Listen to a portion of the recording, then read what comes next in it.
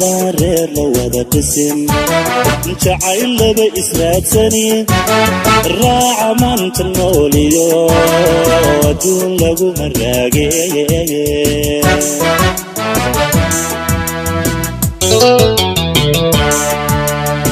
دارير لو هذا قسم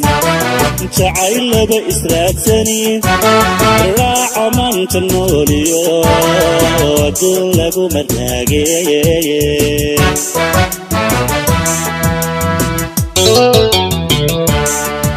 عروسكي مراحيو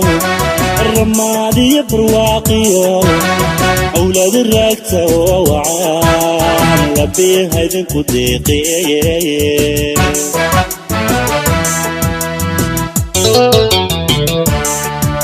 عروسكي مراحيو الرمادي برواقيو أولاد الراكتة ووعان ربي هيدن كديقي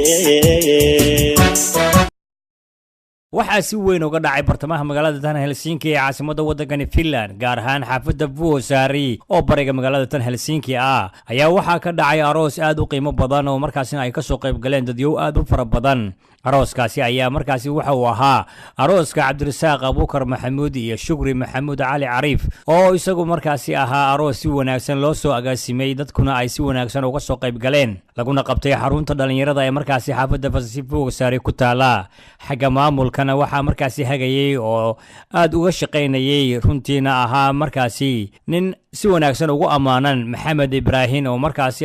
nin isagu la shaqeeya dhalinyarada xafiisyada kala duwan ee magaalada tan Helsinki Maxamed Ibraahin ayaa si weyn ula socda dhalinyarada cuslaatay iyo dhalinyarada meel dhaxaadka iyo dhalinyarada yarba intaba ayaa si wanaagsan u kala hagayay barnaamijka goobtaasi oo ka dhacayay oo markaasi ay xarun dhalinyaradu ay leeyihiin arooskan ayaa markaasi ahaa arooska Cabdirasaaq Abuukar Maxamuud iyo Shukri Maxamuud Cali Cariif mid si wanaagsan loo soo agaasimay ee ka soo qayb galeen eheladii labada qof ee markaasi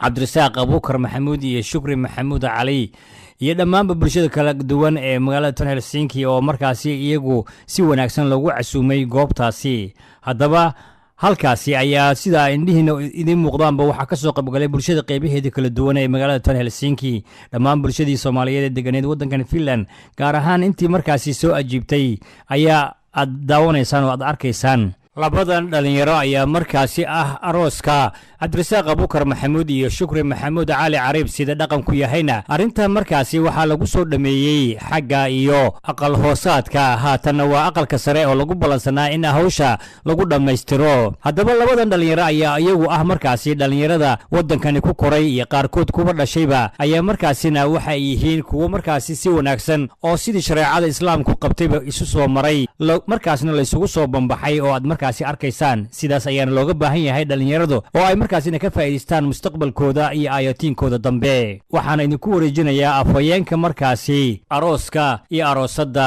mudane Yaasiin Cabdiraage Yaasiin ayaan markaasna idin kala dhexbaxaya assalaamu calaykum waraxmatullaahi wabarakaatu anigoo ku hadlaaya magaca xafladda arooska wiilka iyo gabadha waxaan idin leeyahay soo dhawaada xafladan sharafta leh oo sida fiican loo soo agaasimay waxa maanta sharaf weyn noo in aan ka soo qayb galno arooska walaalkeen Cabdirasaaq Abuukar Maxamuud iyo Shukri Maxamuud Cariif Maxamuud Cali Cariif waxaana marka koowaad rabaa inaan ka cudur daarto daahiyar oo dhacay wax ula jeeda iyo qaf loola jeeday ma aysan jirin waa wax ilaahay amarkiis ku dhacay marka naga raala ahaada haddana waxaan rabaa in aan xogaa yar idinkaga sheego ajandaha ama hawsha siday u wada soconayso si qof kasta oo ula socdo marka koowaad waxaa noo dhici doona nikaaxa oo macnaha bacda nikaax markuu noo dhaco haddii ilaahay yiraahdo waa wixii wacdiya oo wadaadku uu ku daraayana waa uu ku daraayaa oo loogaga baahnayo waqtigan xaadirka arrimihii ku habboonaa guurka iyo tan labaad oo ah in sida Soomaalida caadada u ahayd in gabadha la kala doono jiray iyo wiilku uu reerkiisa gabadha ka soo doonto arintaas waa ay dhacday waxay ku dhacday jawi fiican tan labaadna waxaan rabaa in aan mar labaad ka mahad celiyo anigoo ku hadlaya magaca aabaha wiilka gabadha dhalay Shukri saaxiibkay Maxamuud oo maanta la isiiyay macnaha Jaanis aan ku hadlo Maxamuud waa nin wadankan degnaan jiray gabadhana wadankan degnaan jirtay laakiin waxa maanta iiga sii farxad badan inaan isku xaafad ahayn walaw aan abtiga ahay oo igu weyn oo qaali ah dhankayga ugu weyn gudoomiyahaygi ilaa 23 sanana oo la dhashay ayaa aroosay Cabdirasaaq aan bartay in waqti yar ahna nin aad iyo aad u fiican maanta waxaan leeyahay Cabdirasaaq hadii Ilaahay yiraahdo khayr Ilaahay ku kaaga dhiga arooskaada gabadhan aan abtiga u ahayna oo ninkan in adeerkay dhalayna Khadiija Kalxi ha kaaga dhigo reerka Mudulood aan ka dhalanay iyo dadka la degan oo dhan waxay u ducay jireen nin kasta oo arooso gabar la yiraahdo Khadiija Kalxi oo raba inaan idin macneeyo macnaheedu waxay ahayd 16 wiil ay reerku u dhashay waxaan ku rajaynayaa 16 kaas wiil iyo ka badan inay ku dhashay hadii Ilaahay yiraahdo waana laga helayaa hadii Ilaahay insha Allah bismillah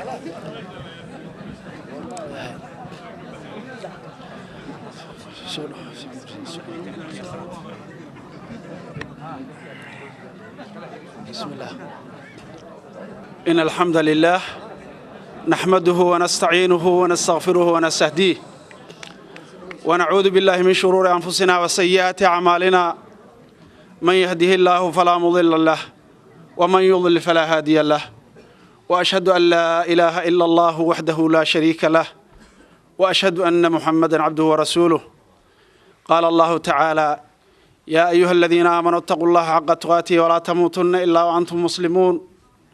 يا أيها الناس اتقوا ربكم الذي خلقكم من نفس واحدة وخلق منها زوجها وبث منهما رجالا كثيرا ونساء واتقوا الله الذي تساءلون به والأرحام إن الله كان عليكم رقيبا يا أيها الذين آمنوا اتقوا الله وقولوا قولا سديدا يصلح لكم أعمالكم ويغفر لكم ذنوبكم ومن يطع الله ورسوله فقد فاز فوزا عظيما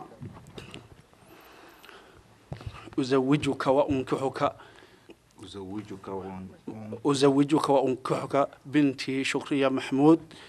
ومهرها 5,000 يورو أقبلت نكاحها وتزويجها بهذا المهر قبلت نكاحها وتزويجها بهذا المهر قبلت نكاحها وتزويجها بهذا المهر قبرت إذا شكري محمودة ومهر كيدنا يهي 5,000 أو يورو أيان كوجل مهرية مهر كاس نكاحس مكو أقبل شيء أنا جن وكوجل حري بارك الله لكما بارك الله لك وبارك عليك وجمع بينكما في خير جزاك الله خير بارك الله فيك بسم الله والحمد لله والصلاة والسلام على نبينا محمد وعلى آله وصحبه أجمعين إلها ما هدل الله سبحانه وتعالى مشان خير كبدن نجو كل مية